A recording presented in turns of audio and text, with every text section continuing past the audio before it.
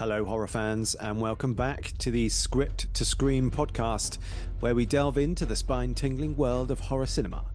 Each week, we look at the scariest scenes, unmask the deeper meanings behind your favorite horror films, and explore the psychology of fear that keeps us coming back for more. From script analysis to scene breakdowns, we will be dissecting your favorite horror movies to see just what makes them tick. So whether you're a seasoned horror aficionado or just starting to explore the genre, join us as we unravel the spine-tingling stories that haunt the silver screen. I'm Will. And I'm Lee. And as always, it's great to be back, Lee. So what have you been watching this week? This week, I was lucky enough to catch Heretic with Hugh Grant and Sophie Thatcher. Amazing. Which was pretty damn good, actually. I mean, Hugh Grant was fantastic in a horror movie. It was a bit of an eye-opening revelation, to be honest. And Sophie Thatcher is just amazing in everything she does, which is, I think she's one of the most talented young actresses around today. So it's definitely one to watch for the future. And I caught the Speak No Evil remake with who I think is the world's best actor, James McAvoy, delivering yet another powerhouse performance. Oh, he looks so good in that. I have seen the trailer for that. Yeah. Cool. Well, this week I've seen a few movies as well. A few that I've sort of wanted to see for a while but hadn't gotten round to. So I managed to watch Catherine Bigelow's Near Dark, and I saw Army of Shadows as well, which is a film by Melville. So I enjoyed them both. I thought Near Dark was loads of fun, and Bill Paxton is just chewing it up. And Army of Shadows is a very different beast, but no less enjoyable for it. And I really love, like, Melville has this kind of really kind of slightly cold kind of style, which I really sort of enjoy. So yeah, enjoyed both of those. Excellent. And Near Dark, wasn't that written by Eric Red, who we I believe it was. the thing before? Yeah, I'm pretty sure it was. Yeah, Yep. another classic from Eric there. But, That's fun. A lot of fun. Brilliant. So what's up for dissection this week? Well, Lee, this week we are looking at the modern masterpiece, It Follows. I'm so looking forward to taking this film apart. I love this film so much. I think it's a perfect example of a great concept, perfectly executed. It is a chilling thought that there is something relentless and unyielding coming for you. It's kind of like the Terminator in that respect. Or the tax man, or even the snail dilemma. The what? The snail dilemma. You know the snail dilemma? No, I've never heard of that. What's that? Elaborate for me. Okay, so basically, you are granted untold riches, but somewhere there is a snail crawling towards you, and if it touches you, you die. Ah, so can I kill the snail? Nope, it's immortal and unstoppable. Yeah. I feel like I'd be able to. I feel like I could avoid a snail. Yeah? Yeah, I mean, I can comfortably say I've never had a snail, successfully creep up on me before. Or have you? Oh, anyway, we digress. So It Follows, released on the 13th of March, 2015. The film received critical acclaim, but proved to have something of a love-hate relationship with audiences. Filmed for around $1 million, it made more than 20 times that at the box office. I'm really looking forward to seeing what you made of this film. I mean, we'll be looking at version 15 of the script, written by David Robert Mitchell and dated 29th of September 2013. Now, this version of the script weighs in at 107 pages. And as always, we are using these scripts for educational purposes only, and the screenplays themselves remain the sole property of their respective creators. So let's take a deep dive into It Follows. After a strange sexual encounter, a teenage finds herself haunted by nightmarish visions and the inescapable sense that something is after her. We open in a quiet suburban neighborhood. A young woman, Annie, dashes from her home at night. A moment later, we hear the door open and close again, but it seems nobody has followed her. Annie is afraid of something, though. She skirts around some unseen threat, ducks back into the house for her car keys, and then hurtles off into the night. I just got to say, the soundtrack is killing it here. I mean, it's like someone put Nightmare on Elm Street, Friday the 13th, and Psycho in a blender and just created this like unhinged masterpiece. Oh, it's great, isn't it? So the film's soundtrack was composed by Disaster Piece, as the writer-director David Robert Mitchell was a huge fan of the work they did for the video game Fez. Nice. I've not played that one, but I'll have to check it out now. So we catch up with Annie later that night. She's parked on the beach, her back to the water, and she calls her father to tell them she loves him. It feels like a pretty, like this is a goodbye moment. That's how it feels. We then kind of smash cut to Annie's broken body, lying dead in the sand the next morning. Yeah, I mean, it's all pretty much in line with the script up until this point. There are a few differences at the end of the scene, though. For one, Annie is discovered by two young children, while a seagull snacks on her corpse. Another point from the script is the attention that is drawn to the irregular sets of footsteps in the sand. I mean, I've checked out the footage, and as far as I can tell, there's no footprints can be seen, so they've left that part out. Also, interestingly, note that Annie's lower body and the sand around it is absolutely drenched, despite the tide not reaching her yet, and that will be explained later in the film. Oh, what a great opener, though. Isn't it just? I mean, I read an article about writing horror where the author said something along the lines of you have to punch the audience in the face as quickly as possible. And I just love that. It's fantastic. Yeah, definitely comes out swinging this one. So, yeah. So back to the film, we meet our heroine Jay. She's chilling out in her backyard pool. Jay, of course, is played by modern scream queen Micah Monroe, who you may recognize from last year's breakout smash Longlegs. Yeah, in the script, it's a hot tub, but I kind of like the visual of her floating in the massive pool. It's so big, it's kind of scary. It obscures your point of view, which makes it really hard to see anything coming. Yeah. Yeah. So Jay's younger sister Kelly checks in, and we learn Jay is heading out on a date that night. We also see Jay's underage stalkers for the first time as a couple of young local boys spy on her from the bushes. Yeah, I'm not really sure what the meaning behind these kids is. I feel like most everything in this film has some kind of deeper meaning to it, but the pervy kids, I haven't really sussed them yet. Well, maybe we'll get into that later, Lee. Maybe we'll get into that later. So Jay heads inside and we meet Kelly's friends, Yara and Paul.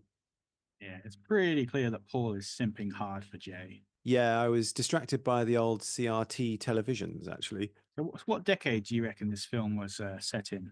Well, it's not very clear, is it? But I have some ideas, so I think we'll come to that a bit later. I think. What Okay. what what about you? Well, I think it's a conscious choice by Mitchell that everything is kind of vague. Everything conflicts. You have like the old black and white TVs, and yet Yara is reading a book on some kind of cell phone slash e-reader. To me, it kind of makes the whole film feel a little bit like a fever dream, you know? Yeah, I mean, what's fascinating? I mean, what a fascinating choice of aesthetic. Maybe it's to keep like it could be just to keep the viewer on edge. You could be right, though I'd use the word unsettled maybe instead. I mean, I'd love to see Mitchell's take on a Nightmare on Elm Street movie. I think he would absolutely kill it. Yeah, I like the whole dynamic here. It just feels very natural. Jay heads to her room to get ready for her date. There's a couple of small but interesting changes from the script here on the page. The Polaroid on her mirror is of her and Paul in their younger days at an indoor pool, whereas on the screen it's Jay and her absent father. Also in the script, it's noted that we hear a deep rumbling as the camera moves in on Jay applying her lipstick. Yeah, that's a writer director moment there for sure. So yeah, interesting that wasn't in the film. Hmm. And one thing I have noticed about the script that is often almost poetic in its prose. I mean, check this out. This is a scene description. Dirty clothes hang from chairs or sit in piles along the floor. Old dolls boxed in a corner. A scuffed and dirty yearbook. Things covered in dust. All bathed in the green and orange haze of a summer light through curtains and a nearly imperceptible post-adolescent mist. Yeah, that's good, isn't it? Really Hmm. good. It's definitely in tune with the look and the feel of the film, I think. Exactly. Yeah.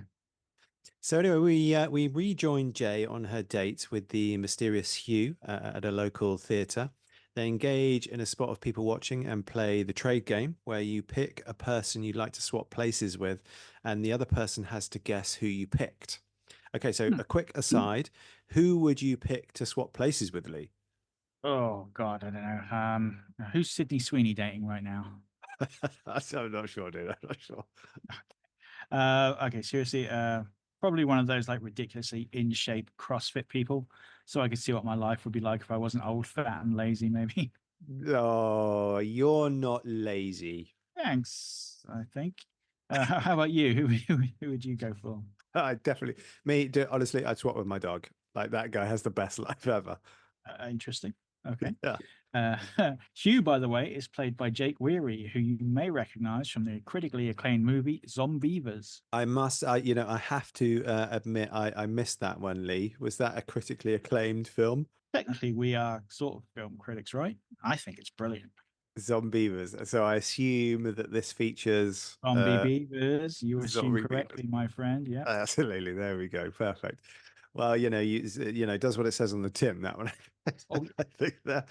So, I have so many questions about that. But anyway, so back to the film. It turns out that Hugh would choose to swap places with a child, so he could start his life again.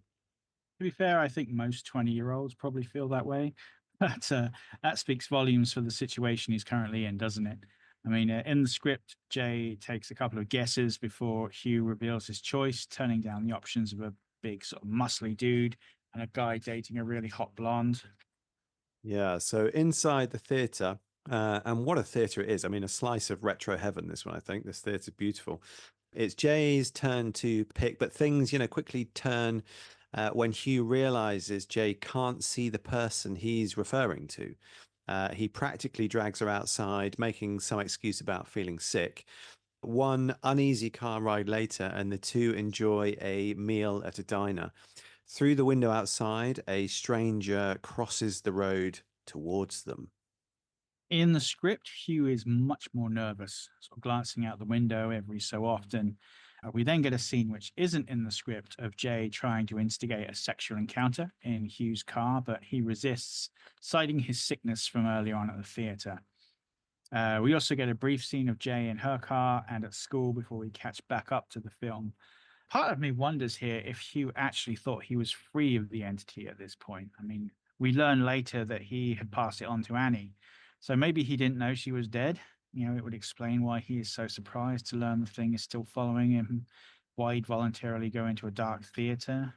Yeah, that's an interesting theory for sure. But if that's the case, why is he using like a fake name and address? Yeah. Yeah, on second thought, you're probably right. I mean, he's clearly anticipating some unsavory action in the near future, isn't he? Hmm. So back in the film, Jay and Kelly walk home together and they talk about Hugh and his odd behavior from the previous night before waving hello to Greg across the street. Yeah, there's a ton of extra dialogue in the script from the girls discussing their virginity in college. There's an interesting line where Kelly mentions their dad would pay for Jay to go to a college some distance away. See, up until this point, I just assumed he was dead. I don't think he's ever mentioned in the film, though. He is definitely referred to in some aspects. Yeah, so it's another date night for Jay and Hugh. This time they consummate their relationship in the back of Hugh's car. Previously to this in the script, the couple indulge in some skinny dipping, and it's made clear that Hugh is both scared and quite reluctant in his actions. While Jay shares some post-coital ponderings, Hugh retrieves something from the boot of his car and promptly chloroforms Jay until she blacks out. Horrific scenes, Lee. She Mm. wakes up still in her underwear, strapped into a wheelchair in the upper floor of a derelict factory. What a great shot that is. If you don't know what's coming next, I mean, that's like a slap in the face, that shot. It's so good. No, man, this film is packed with iconic shots and imagery. So Hugh fills Jay in on the predicament he's put her in. The tall and short of it is that he passed something to her by having sex with her, and now whatever it is will be coming for her. It can look like anyone, and if it kills her, it'll come back to him. So, to illustrate the fact, he shows her a strange, naked woman walking slowly toward her. He tells her that she has to sleep with someone in order to pass it on, then wheels her back to his car. It's such a chilling scene, isn't it? I mean, basically, it's just an exposition dump, but it's done so well here. Like, this is how you do exposition well. There isn't a moment where it feels forced or drags. We do get scripts in of some drawn out words here, including classic no. How many O's this time? Four, but I think we should let this one slide as Jay is obviously drugged out of her mind and struggling to string a cohesive sentence together. It's rough, isn't it? It's not as obvious on the screen, but her drug-addled condition is made very, very clear in the script. And I think I'm going to put the end of Act One about here. Yeah, I agreed. It's definitely like a turning point here, and the story's really off and running at this point, right?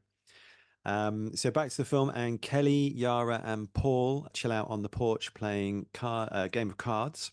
Not just any game of cards, though. They are playing a hand of Old Maid. Okay, I'm sensing some relevance here. Absolutely. The game of Old Maid revolves around one player being stuck with a bad card, i.e., the Old Maid. And in order to win, you have to pass it on to someone else, and the last person to be left with it loses. Just like the entity in the film, Lee. Bingo.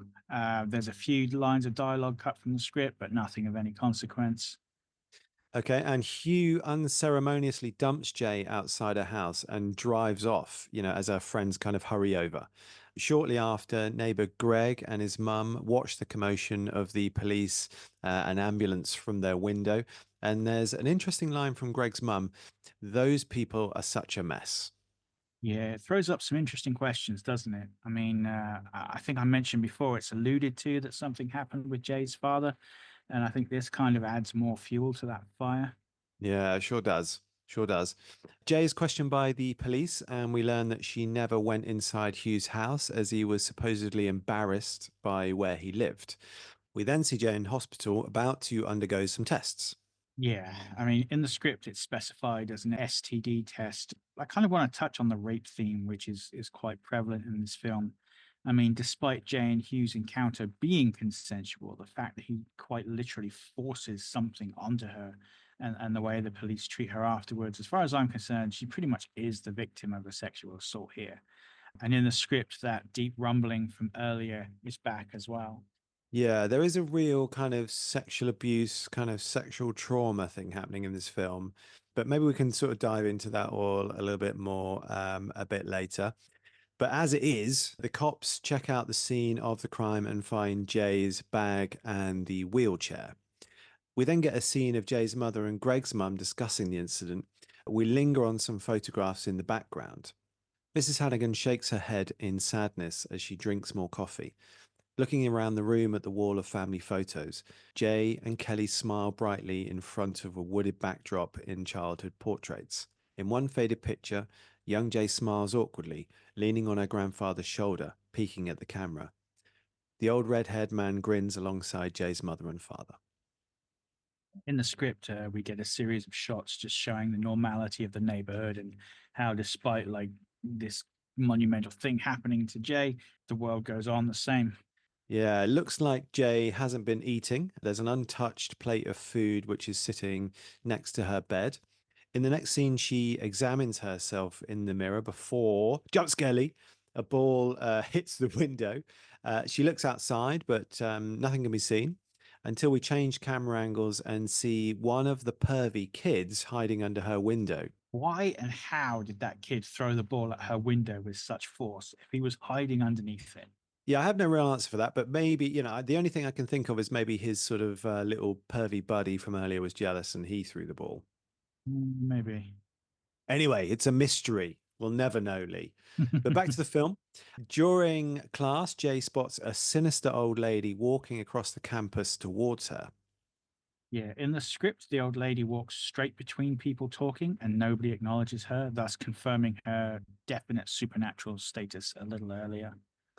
Yeah, it's not too explicit that in the actual film, is it? There is a moment where she sort of walks through, I think, maybe a talking couple, or there's certainly that moment in the corridor where Jay sort of says hello and two people respond in the background.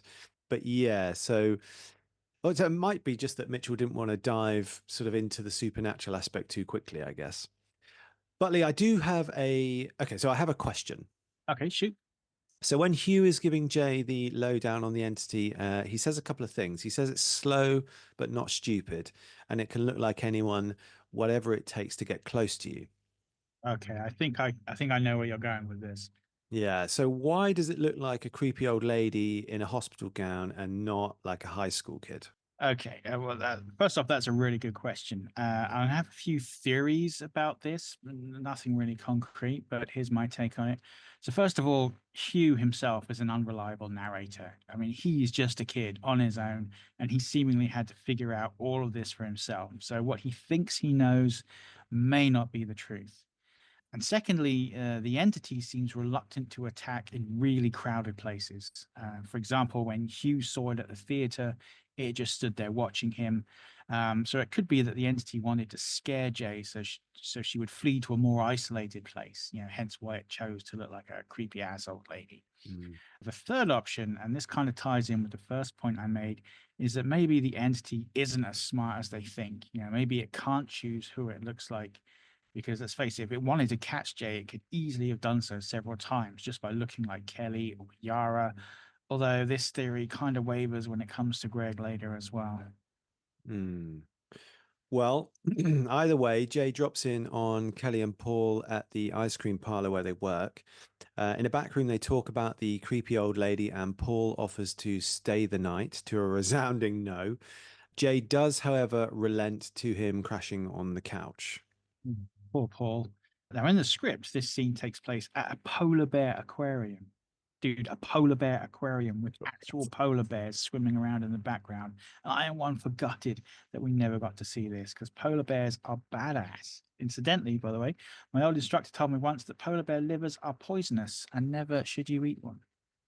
Really? Well, there we Mhm. go. Sage advice there from Lee's polar bear anatomy instructor. Something I'm sure we will find useful in the future. Saved a Uh, life po- there, I'm telling you. so polar bear livers aside, night comes and the girls prep for the sleepover while Paul watches TV downstairs. In the script, we get a few extra dialogue scenes with the girls, and their mother's alcoholism is made pretty abundantly clear. And Jay also spots the little pervy boy across the street spying on her again, Unable to sleep, Jay joins Paul downstairs. where he is watching a TV on top of another TV. He is. Why? Well, Lee, as all good Gen Alphas know, two screens are better than one. So the two of them reminisce about their youth until the sound of breaking glass alerts them to danger. And hats off to Paul here. I mean, he heads straight off to investigate this with only like a little bit of prodding from Jay. This thing made me laugh. She's like flat out like, look. I mean, he's got some stones for sure, bless him. I know he's crushing hard, but I think I've got to say, if I was in his situation, I'd be like, girl, you go look. It's your house. Ever the hero, chivalrous, chivalrous to the end. So Paul reports back that there's nobody there and heads upstairs to fetch Kelly to call the police. It's a great shot when Paul walks back in. In the split second before he speaks, it's enough to make you wonder if it's really him or the entity. There's some really great use of negative space as Jay heads to the kitchen to check things for herself. And sure enough, the entity is there waiting for her. And it has taken the form, it's really traumatic, actually. I mean, it's taken the form of this kind of beaten young woman, and Jay sort of flees upstairs in terror. Yeah, I mean, going back to the rape theme, I think the form the entity has taken here is clearly a victim of some form of sexual abuse. I mean, she's badly beaten, torn clothes, like zero bladder control. Yeah, it's proper horrific. And the soaking of the loins and water itself does seem to be a reoccurring visual here. Is the entity urinating to be freaky here, or is this a prelude to an attack? I can't say for sure, but if you recall, Annie's body from the opening was soaked around the waist area. And if you go off the only witnessed attack later in the film, it does point to the latter. However, if we consult the script, it's clearly stated that the entity is urinating. And it also mentions that the girl bears a slight resemblance to Jay, which is interesting. Hmm.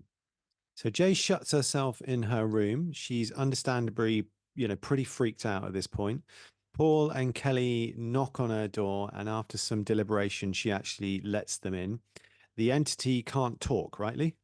There's been no evidence to show it can. So I think if someone talks to you, then you're good. Okay, so they do try to console Jay, but she is starting to, I mean, understandably, she's starting to lose it. The door knocks again, and this time it's Yara's voice from the other side. They open the door, and sure enough, it's just Yara. But then, Lee, then a huge man steps from the shadows and enters the room behind her. Yeah, described in the script as a very large man. I feel the description doesn't really do him justice. I mean, this guy is like the BFG minus the friendly bit.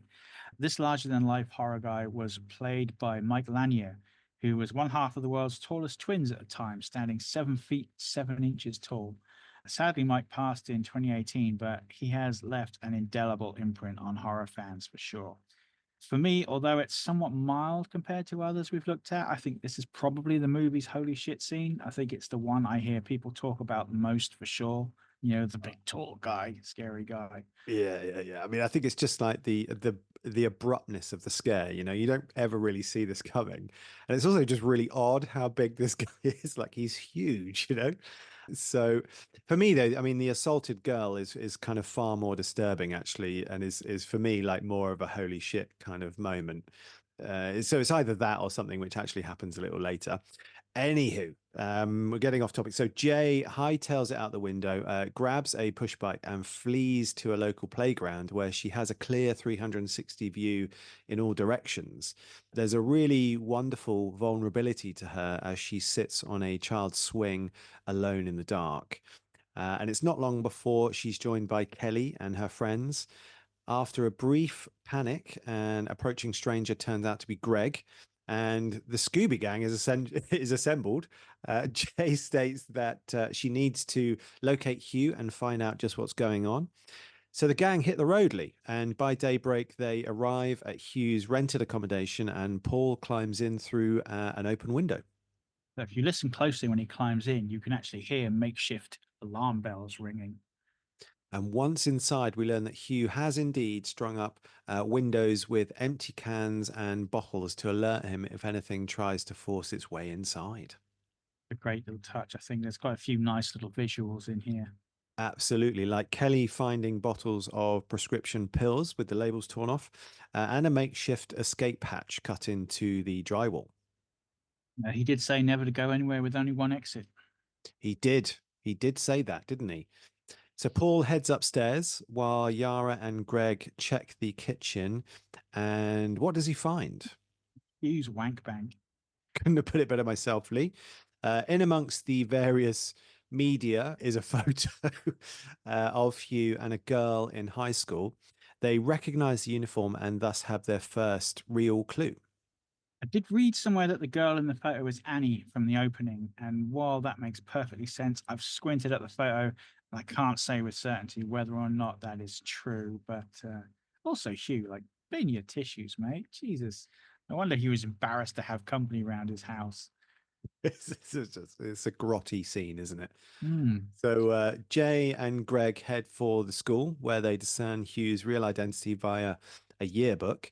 There's a great 360 pan shot where we see a suspicious looking girl walking towards the school. They return to Greg's car and head off. Once again, the same girl is seen in the background moving closer. So, Lee, is this the entity stalking Jay? Almost definitely. Almost definitely. Yeah. It's not exactly stated in the script, but as good as. I mean, check it out. This is what it says. The redhead walks closer as Greg backs the car up and pulls out of the school lot. No one sees her except us, and probably only some of us. So, yeah. Also, it's interesting to me because in this scene and the previous scene of Jay seeing the old woman at school, the entity seems to be walking straight at her from a wall, as if it's coming directly from an occupied space. Like if it had entered the schoolyard from either side, it would be moving sort of diagonally towards her. It's kind of Mm. hard to explain what I'm trying to say, but if you watch the scenes, hopefully you'll kind of understand what I'm trying to get at. I mean, to get to its point of origin for the shot, the entity would have had to walk parallel alongside a building, and then stop halfway, turn 90 degrees, and then start walking directly towards Jay. So it would have been much quicker and easier just to walk in a straight line from the point of entry to the area, is what I'm trying to say. Now, this could and probably is just to set up some badass looking shots, or it could allude to the fact that the entity has some form of teleportation ability. Although this again could be questioned because it needs to physically break into its prey's location rather than just teleport inside. And I'm completely ranting off topic. So Where were we? Okay, no, it's all good. Lee. So Greg is getting a little touchy-feely with Jay, and Paul is clearly not happy about it. They head to Hugh's house, only his real name isn't Hugh, it's Jeff. Jay knocks on the door and is greeted by Jeff's mum. Jay is eyeballing her. Pretty weird, right? Yeah, I guess it's just nerves. Or the fact that this is the naked woman that stalked her in the derelict factory. Oh, dude, yeah, I didn't notice that. I didn't notice that Yeah. at all. I guess the entity was still in Jeff mode when he made the switch to Jay. And there's a really cool scene in the script where the gang confront Jeff in his room that is missing from the film. So this is from the script. Mrs. Redmond, well, I'll leave you kids alone. Mrs. Redmond walks back down the hall. Jeff looks at Jay. She stares him down. No one notices, but on Jeff's left wrist, the edge of a bandage peeks out from under his long sleeve shirt. Jeff, you want to come in? Jay shrugs and steps into Jeff's bedroom. Paul, Kelly, Yara, and Greg follow. Jeff appears uneasy. Jay looks around the room. It's a typical boy's bedroom, probably too immature for Jeff. Tired, Yara lays across the bed and watches the scene unfold.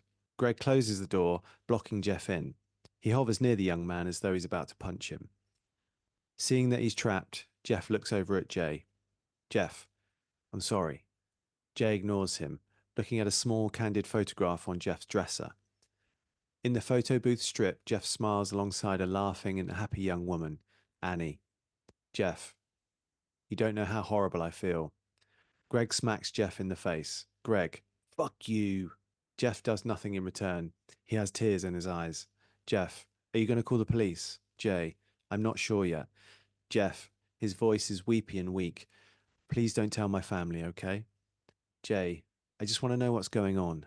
Jeff, okay, but can we talk outside? It's not safe in here. It's really not safe. And there's a few key points to unpack here. First off, it confirms that Annie was indeed Jeff's girlfriend. So I imagine it definitely is her in that other picture that was found in the fake house. Mm. I think it also emphasizes how hard all this is for Hugh/Jeff. I mean, he's clearly been self-harming in the script. Also, a throwback I forgot to mention is that they find bloody razor blades in his decoy house. Yeah, I mean, it's easy to point the blame at Jeff, I think, and rightly so in some respects, but he is just as much a victim as Jay. Yeah, I think so. I mean, and more so in some respects. I mean, he clearly got his girlfriend killed. I'd wager unintentionally too. I mean, you saw how reluctant he was to infect Jay. I don't think he would have intentionally infected Annie like that. Probably not. Yeah, yeah. In some critical exposition, Jeff fills in the blanks. He can still see the entity, and if it gets Jay, it'll come after him, and so forth, back down the line. There's a cool shot of Jay lining up blades of grass on her leg. Maybe the idea of self harm isn't far off for her either. In the script, Kelly poses the obvious question to Jeff: why not just take it back? He replies it doesn't work that way, and to be fair, Jay is not too keen to sleep with him again anyway. I think the others are starting to buy into the whole thing now, with the exception of Greg. Hmm. And before we go on, I kind of want to come back to Jeff for a second because this is the last we see of him. What do you think would be the best thing for him to do in his position, bearing in mind he's still just a kid, really? Yeah, I honestly don't know, man. I mean, I guess just like live in the moment, I guess. Well, I don't Yeah. really know. I don't think there is a right or wrong answer there. I mean, I guess the best thing you could do, I mean, from a karmic perspective, is live the life of a celibate hermit, always on the move, never stopping until you die of old age. And hopefully, everyone who bore the curse before you would have died naturally, and the curse will come to an end. Yeah, what a shitty life that would be, though, right? Yeah, absolutely. And to be fair, you can't expect Jeff to do that. It's probably beyond like 99.99% of us. Yeah, I mean, it's a no-win. It's a no-win situation to be sure, isn't it?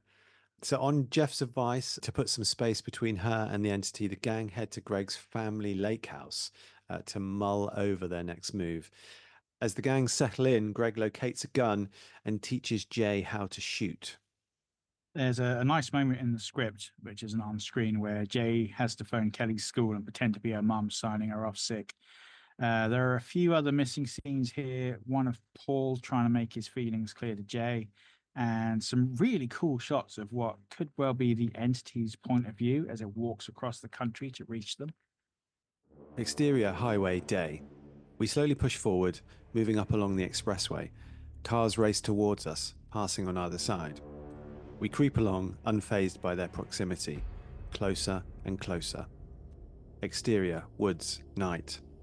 The trees pass as we move very slowly but steadily through the forest. The wind howls. A bird flutters past us. Distant lightning illuminates the woods. Thunder rumbles. We move closer. So back at the lakeshore, and the gang have a little bit of relaxy times. Yara walks up the path behind them. All seems well until the real Yara paddles past them on the lake. And at this point, the entity grabs Jay by the hair. And for the first time, the rest of the gang have the indisputable proof that this thing is real. Paul hits it with a chair and is sent flying in response, but it's enough for Jay to break free and they flee to the boathouse, Lee. Typically, Greg misses all of this and shows up late to the party as Jade shoots the entity only for it to get straight back up again. It takes multiple forms as it tries to break into the boathouse. The tall man, a young boy, and finally poor Annie, as Jay makes a short-lived escape attempt in Greg's car only to crash it almost immediately. Jay wakes up in hospital and is understandably shaken as at this point she can't escape. Yeah, I gotta say that was like the worst escape attempt ever. It's like- That's fairly but yeah, poor. the whole not escaping thing is made a lot clearer in the script. She asks how far away from the lake they are, and is told simply far. There's Yeah. also a brief scene where she is consoled by her mother, and one where she is freaked out by an old nurse bringing her some food because she thinks it's the entity coming for her. Seemingly trapped with no way out, Jay makes the fateful decision to pass the curse to Greg. Let's be clear, still doesn't really believe any of this. He hasn't seen any proof other than a bunch of kids consistently wigging out. So do you think he's just in this to get laid? Don't get me wrong, I think he does care for Jay a little bit, but I also think that if he actually believed what was happening, he would not be jumping under those sheets so fast. That is for sure. Well, the curse is past, and Jay, for the moment at least, seems to be out of danger. Greg checks in with her. It's been days, and he hasn't seen or heard anything out of the ordinary. Back home, Jay tries to relax in her pool before heading indoors. Yeah, it's kind of shown in the script that Greg is kind of very flirty with some other girls, so we don't know if there's a chance he could have passed it on to one of them, which is why it's taking so long for the entity to get back to him. But that's pretty much just conjecture. In the script, we do get a rather disturbing scene involving everyone's favorite pervy neighbor kid, which goes as follows. Interior Jay's room, day. Opening the bedroom door, Jay notices that her dresser drawer is open, the underwear drawer. Looking across the room, she sees her bra, underwear, and a pair of socks laid out on her bed, as though mimicking a body. Fear crosses her face. Jay, Kelly? Mom? No one answers. Jay looks around for an intruder. Walking towards the bed, Jay passes a dresser, a mirror, and various posters on the wall. She reaches the bed and picks up her bra. She leans down and peers out the window. Nothing. Standing up, Jay sees a boy reflected in the mirror. Startled, she screams, spinning around, falling back against the bed. It's the 11-year-old neighbor boy, hiding against the wall, panties in his hand. He takes a step forward, arm extending, worry on his face. Neighbor boy, I just wanted to see you. I'm sorry. Jay, get out of here. Man, that kid needs the cops calling on him ASAP. I know, fucking good ass kicking as well. Jesus Christ. I think honestly, I think he's going to turn into a horrible man. But yeah, anyway, back to the film. And so night has fallen by this point.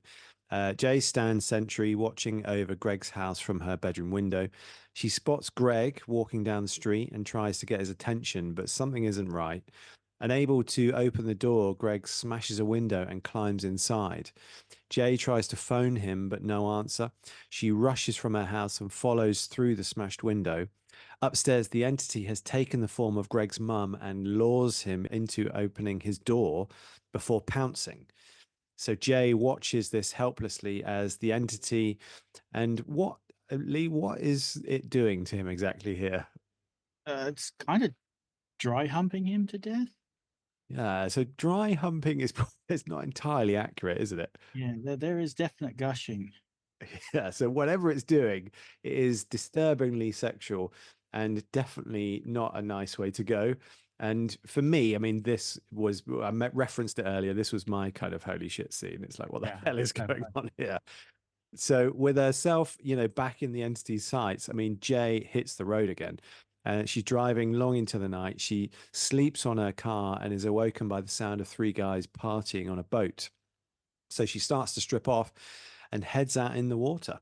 So Oh, did she or didn't she?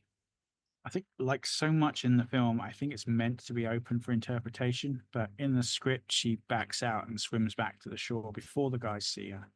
Yeah, so probably not then. I don't think so. I mean, she literally just watched the last person she slept with get like Oedipused to oblivion. So I can't see her too keen to repeat the act so soon. But she does head straight home directly afterwards. So obviously she believes it to be safe, at least for the minute. So who Yeah. knows? Yeah. So back home, it looks like Jay's beloved pool has been destroyed. Looks almost like something walked straight through it. It does. The gang are holed up in Jay's bedroom. Paul arrives and tries to comfort Jay. He makes his feelings clear and offers to take the curse, but Jay isn't having it. You got to feel a bit for Paul here. I mean, the girl is literally going to die if she doesn't have sex, and he still can't seal the deal. Yeah, it's tough for the man, isn't it? Yeah, is it because she's trying to protect him, maybe? Yeah, I know. You can't help but feel a little bit bad for the guy. But in his darkest hour, Paul has a flash of inspiration. I love it when a plan comes together. I reckon this is where we move into Act Three. Yeah, totally agree.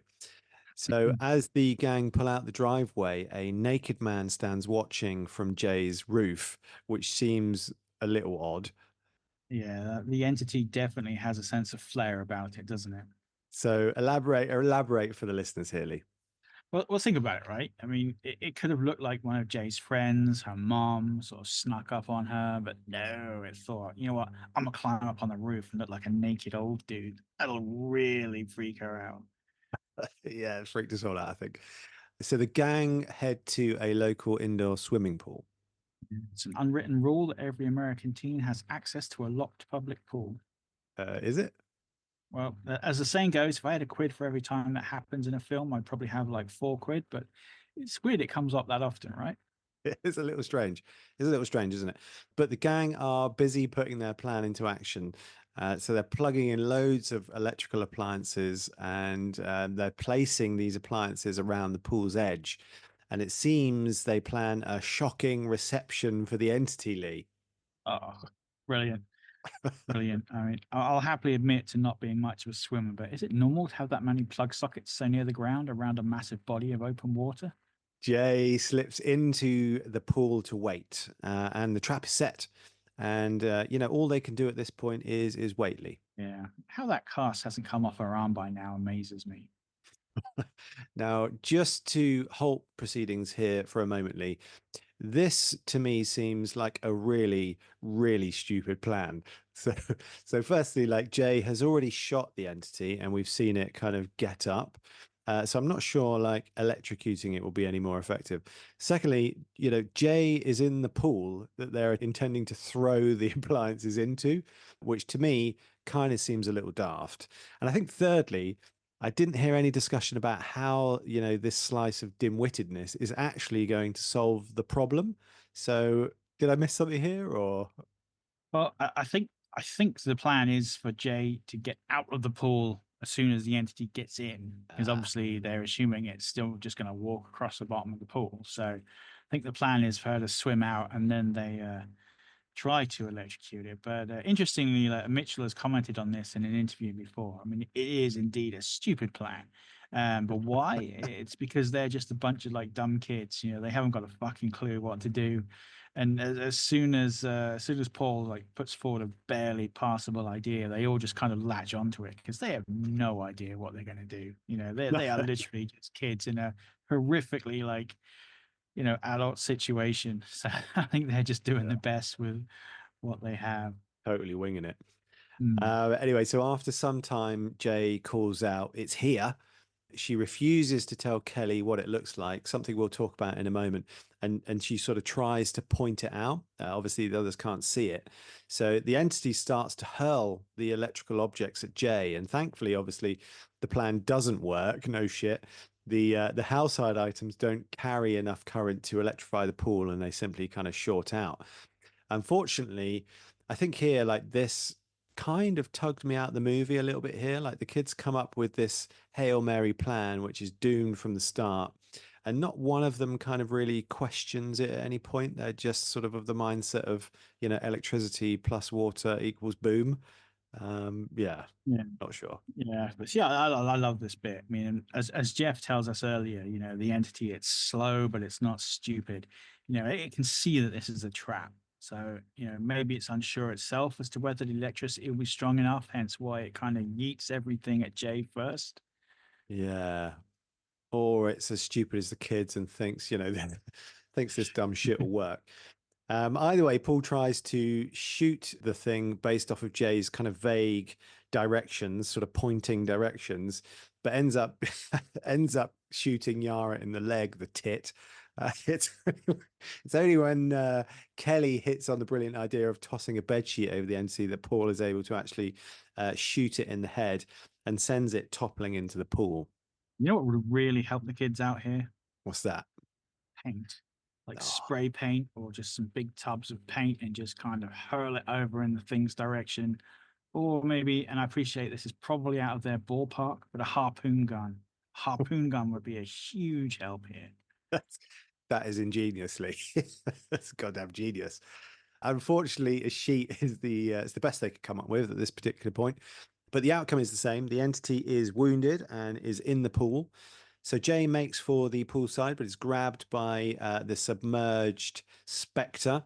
Things look grim, but Paul manages to hit the entity in the head once more, causing it to release Jay, and they pull her to safety. So Paul asks her to check the pool and see if it's still there, but rather than the obvious jump scare, we get a haunting kind of visual of the pool literally kind of filling with blood. This movie is so far like beyond jump scares. It just doesn't need them. Yeah, totally. Yeah. So we move to Paul's basement where he and Jay finally consummate their relationship, touching stuff. Now, do you think they're doing this because they think it's over or because Jay's decided to relent and pass on the curse? I think they both hope it's over. I think it's a pretty touching moment where, and she has realized that Paul is willing to share this burden with her and they will have some sort of future together. Whether it's a bright one or not, remains to be seen. Yeah. So later, Jay rests in her room and we zoom in on a family photograph. So Jay, Kelly, her mother and father. The father being the same form the entity took when it was actually attacked Jay at the pool. Yeah, there's definitely some underlying trauma there. I know there's a theory that their father was abusive, but I'm not so sure about that. I mean, would they keep photos on display of him if that were the case?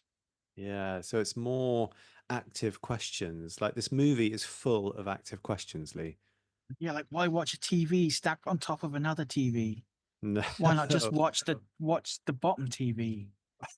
wish I had an answer for you, but I don't think we're ever going to answer that one. But either way, so Paul drives past some obvious prostitutes. Is he thinking of passing on the curse, if indeed it still persists? No offense to anybody, but those are some really skanky looking prostitutes too. I mean, come on, Paul, just save a little extra cash. You can do better, man. I doubt that's high on his list of priorities right now. Yeah, but I mean, if you look at this from the right perspective, Paul could have really landed on his feet here. That's in it. So elaborate on that for us, Lee. Well, think about it, right? I mean, he has the girl of his dreams, but can still be obligated to bang some side chick once a week just to keep them both safe. He's gone from simp to stud overnight from a certain point of view. Certain point of view. Easy, young Skywalker. All I'm saying is, he needs to have a backup plan if he wants to keep the two of them safe. I mean, they are obviously going to be spending a lot of time together, two victims in one basket, so to speak. Well, back in the film, and we're on the home stretch now. Yara is recovering in hospital and looks to be in good spirits. The final shot is of Jay and Paul walking down the street, holding hands. The sun is shining and the birds are singing. Someone is walking towards them from behind. Boom. End credits roll. Okay, so come on, man, hit me with it. What did you think? Oh, dude, I thought this was fantastic. I mean, honestly, Lee, like I really enjoyed this. I thought it was I thought a couple of kind of goofy bits, but I thought, it was really well made. And I thought there's this kind of looming sense of tension which runs throughout the whole film. The whole film is infused with this kind of looming kind of tension. Mm. I do have some kind of issues with it. And I think there are possibly one or two, too many unanswered questions. But I think for me, like overall, I thought it was really, really well crafted and really well acted. Yeah, I mean, obviously, I'm a huge fan. I think it's a perfect example of a fantastic concept, perfectly executed. You don't need a huge special effects budget. The monster is terrifying, and yet it just looks like a regular person. Yeah, I mean, you touched on a great point there because, we see the entity a lot and it's usually sort of in broad daylight. But yeah, you touched on a great point there because we see the entity a lot, usually in broad daylight, but it's as terrifying at the film's climax as it was in the beginning. And that's honestly like that's not an easy thing to achieve. Yeah, absolutely. I mean, yeah, we see the entity a lot, yes, but I mean, we still have no idea what it is, where it came from, what it really looks like. And I think the idea of this thing, the very notion of it, of something just slowly moving towards you at all times, is quite unsettling. Yeah.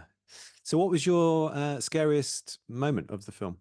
I found the old lady following Jay in school quite creepy, not Yeah. the least because the lady reminded me a little of my grandmother. That Oh, blank stare, yet almost hungry kind of look in her eyes at the same time. Not that my grandmother had that, but I think the old lady, the actress, she just nailed that really well. yeah. She's kind of haunted looking, right? Yeah, for me, it was definitely like the big fella coming through the door, like that moment, or maybe the sort of in the beach house where the kid sort of comes through the hole in the door. Um, but Lee, I do want to ask, what you think, because film is ripe for interpretation, right? So I did want to sort of get your take on what you think this film is all about and maybe like what it's trying to say, because I kind of have a little theory myself. Well, obviously, the film is telling us not to bang people with creepy, invisible STD demons. But no, I'm genuinely intrigued to hear your theory on this because, as you said, it's ripe for interpretation. Yeah.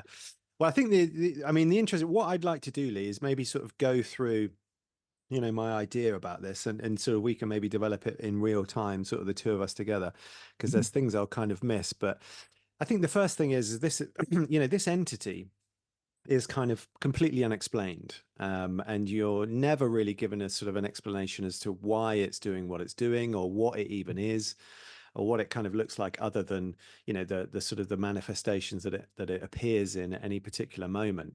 And so it's it is really inviting the audience to interpret when there's no information. I think that's a deliberate choice in this film, and it's, as I say, it's kind of inviting interpretation into what the film means. And so I think for me, I mean, there's two things. There's, you often see in films, it's worth paying attention to some kind of small character beats because I think often you find sort of good information about themes in those small sort of character beats. And there's a few things that we've mentioned as we've sort of been along, but certainly that I think one of the things that fascinated me was the mention where I think it's Yara is reading a book throughout the film, and she quotes it when Mm. she's lying in hospital recovering, I think, probably the same book, but she definitely mentions the idiot. So I don't know if you've ever read The Idiot. I've lived it, but no, I haven't. I can't say that I have. No, neither have I, to be honest, is the truth. But so it did interest me. It kind of prickled my sort of ears that was mentioned because I think something like that is, you only really sort of mention something like that if it has some sort of significance, either to a character or to a theme. As I say, these character sort of beats often hide sort of themes inside them. So I actually looked at what the idiot is about. And she actually says, that she makes a joke at the time, and the idiot is Paul, right? Mm. And that's the joke that she makes, and you think it's Yeah. funny because of the title. But so if you actually look at the novel, the Idiot is by Dostoevsky. And as I say, I haven't read the book, but sort of the general premise is, the story is about this guy called Prince Mishkin, who is essentially sort of an incarnate, I guess, of sort of almost kind of an innocence and a purity. He's not kind of ignorant, so he sort of knows about society and stuff, but he's very innocent, very kind of pure. Mhm. And I think this is kind of manifest in Paul's character. Really, he's sort of a very pure-hearted, kind of innocent sort of person. He's not blind to what's going on around him, but he has this kind of pure quality to him. And another character in the book is called Nastasia Filipovna. And this is a character that Paul kind of falls in love with. But Nastasia is basically sort of not that. She is a woman who was kind of sort of thought of as a fallen woman. So she was in the book, I believe, was abused when she was young by a guardian character, sort of an older male character who she should Mm. have sort of trusted. And that really, I think, there's questions about Jay's dad and all of this running through. So Yeah. I think that sort of hints at Jay's character, basically. These two sort of leading characters from The Idiot. So you've got that kind of running in the background, basically, I would say to Yeah. this. One of the main kind of themes of The Idiot is, and Dostoevsky in general, but certainly in The Idiot, is about sort of societal corruption. And certainly one of the themes of the book as well is about the sort of corruption of the innocent, or sort of destruction of the innocent. And so, Dostoevsky is talking a little bit about sort of things like capitalism and socialism, and that the corruption of kind of capitalism is a corruption that kind of follows people through, or follows society through life. It's something that kind of can be bedded down, but you can never really quite kind of get rid of. Mhm. Um, so that's the kind of, I think the reference to The Idiot is you've got this idea of the corruption of the innocent, which is obviously a big horror theme, but you've Yeah. also got this idea that there's certain types of corruption that kind of follow you through life. Yeah. And you can never quite get rid of, and it will rear its ugly head at these moments in your life, maybe through relationships or certain decision making, that sort of thing. So then we get on to another interesting thing that you kind of called up, which is, when is this film set, and what Yeah. is kind of lacking in this film? Because there is technology there. So Yara is reading from a smartphone. So they're Mhm. obviously kind of smartphones, and it's a contemporary looking film, but there is no internet and there are Yeah. no smartphones apart from what Yara is kind of reading from, right? Mm. So even when they I go think I and, get the idea that's more of a e-reader than a phone, yeah, yeah, yeah, because yeah, there's yeah. no keypad or anything. I mean, But there's no internet, I right? don't. So Yeah. even when they're looking for Hugh, they're doing it in yearbooks. They recognize photos. It's all photos, right? The pornography that you're seeing is all porn magazines. It's not Mhm. like, images from the internet or anything like that. It's not being used through. So it's an analog kind of old school thing. And I think it's interesting that that is kind of conspicuous in its kind of absence. So what I think, ultimately what I think we're dealing with here is that this idea of kind of corruption of innocence, you have certainly references to kind of pornography, masturbation, that sort of stuff.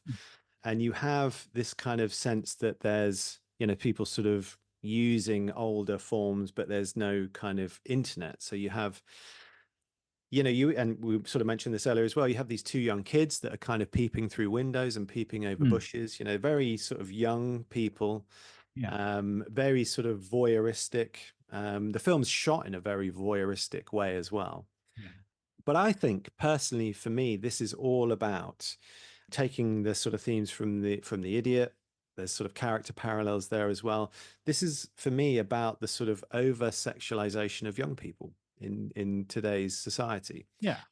So if you think about it, you have, as I say, the young kids kind of looking through the windows. You have Yeah. this kind of entity that's sort of unexplained, but certainly it's kind of passed on through intimacy or sort of sexual Mm. encounters. And those kind of sexual encounters will generally not precipitate like a long-term sort of relationship. They're generally fleeting kind of Yeah. encounters that this will be sort of passed on through. And then you have the idea that there's a lot of imagery here to do with strange kind of sexual sort of kinks, you know. Mm. So it's things like abuse, like abusive sort of sexualization, you know, with the Yeah. girl who's obviously been abused walking down the corridor. And you have things like it's Hugh's mum, you know, that is walking at the start, you know, half Yeah. naked Mm. when he first sort of says about to Jay. It's Greg's mum that ends up taking him out. Yeah. Um, Yeah. it's um, it's there's some question about Jay's father, and he's Mm. the one that turns up at the pool. Turns out. You have Yeah. the older guy on the roof who is, Yeah. you know, sort of this older guy, sort of guardian figure. So it's kind of this idea of preying on the young and kind of Mm. corrupting the young. And you know, there's parallels with sort of, you know, sort of internet pornography getting, you know, as that kind of corruption builds, over sexualized too young, you know, you start getting deeper and deeper and deeper, and you Mm. need sort of more to kind of fulfill your desire or whatever that is. Yeah. Yeah. So it's that kind of, it's maybe sort of pointing at that, but I think it is kind of about the sort of over sexualization of young people, and the idea that that corruption can follow you throughout your life and you can never Mm. really escape from, and it will Yeah. start to bleed into sort of different things that you're sort of doing, like decision making with regards to relationships and with regards to, you know, other things that are happening in your life. And I think the answer to that is basically Paul's idiot, which is Mm. a kind of selfless, true love Yeah. that he shows to Jay. Mm. And I just wonder, I didn't actually see whether he takes her hand or she takes his hand at the end. It'll be interesting to know who does Yeah. which, but that's my theory, dude. I think it's all about Wow. the idiot. I think it's all Mm. about those two characters. I think it's about the same themes: the corruption of the innocent, destruction of the innocent, Mm. um, internet kind of pornography and masturbation, and that kind of corruption can follow young people throughout their lives. It's something that they can never really escape from. Mm. That's my theory, dude. That's really good. I mean, I feel woefully underachieving with my not to ban creepy invisible STD demons theory now. But no, that's fine. It's pretty awesome, dude. Came to me I in a can't flash of really fault you inspiration. there. Yeah, no, I can't really fault that. That was pretty damn good. So But I think it's interesting that it's kind of open to interpretation, right? And so yeah, put but it you sort of, know, I can't fault anything that you put forward there. I mean, it's really you know, especially like you say that the internet stuff. I mean, that does follow you forever, doesn't it? You know, you got lots of like young women especially kind of sexualizing themselves quite a lot online, mm, and kind of like you say that will follow you, you know, forever now. yeah, Like you throughout their be a lives, 60 right? year old be a 60-year-old granny somewhere, and you know your great grandkids will come up and be like, is this you, grandma? And you think, oh shit. My God, can you imagine? Yeah, the trauma that would involve. Terrifying, isn't it? But oh my god, yeah. So I mean, oh wow. I mean, anything really stand out about the script itself for you? Well, I mean, I thought the script was Mm. really, really well written. I thought it was really concise kind of document. There was nothing that really kind of stood out for me as being kind of non-standard, like in terms of formatting or tone. But I think what's interesting, you know, you talked about it earlier, sort of a writer-director kind of writing. It's interesting how this script then went on to be sort of interpreted visually, you know, and what that says about the themes that we just sort of mentioned and how that Mm. serves to build kind of tension in the film. Yeah. Mm. What about you? I think for me, it was the whole kind of like sense of displacement from the mise en scene, the uncertain time period, clashing technologies. I think the whole film just kind of works overtime to make you uneasy. I think everything from set dressing to the scene descriptions kind of paint this kind of dreamy, beautiful yet somewhat unnatural world. Kind of like I think I referenced it before. You know, to me, it kind of feels almost kind of like a waking dream. A lot Mm. of it, you know, it's not quite real, but it's real enough, you know. Yeah. It has a weird energy, a vibe about it, doesn't it? Mm. Yeah. Yeah, absolutely. So we touched on it briefly on this earlier, but if you found yourself, Lee, in Jay or Jeff's position, what would you do? Create a Tinder profile, I guess. Nah. In all seriousness, I don't know, I'd probably get together with my sons because I know that they would both like believe me, like no questions asked, and try and trap and kill the thing, maybe bury it in concrete or chop it to pieces. Oh, I like to think I'd want to go down swinging, there's every chance I would just brick it and end up dry humped to death. But, I do wonder if would cyber sex work? Maybe like if you beat your meat with some chick in another country, it'd buy you a fair amount of time, because it's got to go all the way to the other country and then back again. you are a master of phrasing, Lee. Phrasing. Um, I mean, how about you? What would your plan be to avoid death coitus? Um, Honestly, like I think if I were truly being pursued by this, I think I'd just have to take matters into my own hands, man, and do the deed myself, like just as a fuck you, to, like to this entity. Hmm. Yeah, I'm gonna go out. If I'm gonna go out, right, I'm gonna go out at a time of, at a time of my own choosing, not to this kind of dry humping piece of shit. It's not gonna tell me when I'm gonna go. So yeah, True. that's I mean, about that, kind of dude. giving it straight back to the person that gave it to you as well. Yeah, You damn think I'm going right. to buy you some time? You don't know me very well. Fuck Little you. bit of retribution. Yeah, I mean, but interesting if you're looking for hints as to whether or not Jay and Paul are safe at the end. I guess the long-awaited sequel, which is due to Mm. shoot later this year, titled "They Follow," kind of offers a grim reality. Wow, amazing. So is it the same writer director? Yeah, I believe so. Yes, and I'm pretty sure Micah Monroe is back as well.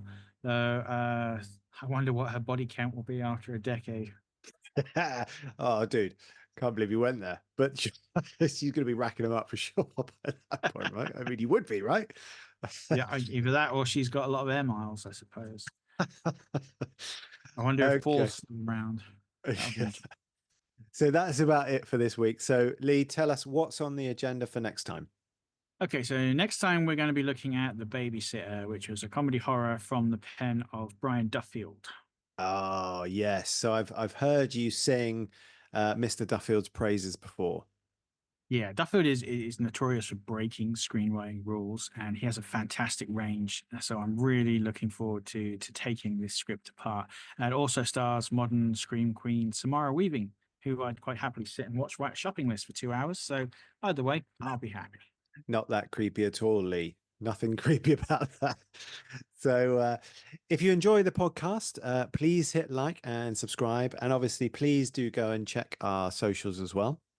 Yeah, we'll also have links to the scripts we've looked at in the show notes. So, until next time, do take care. Keep on writing those scares.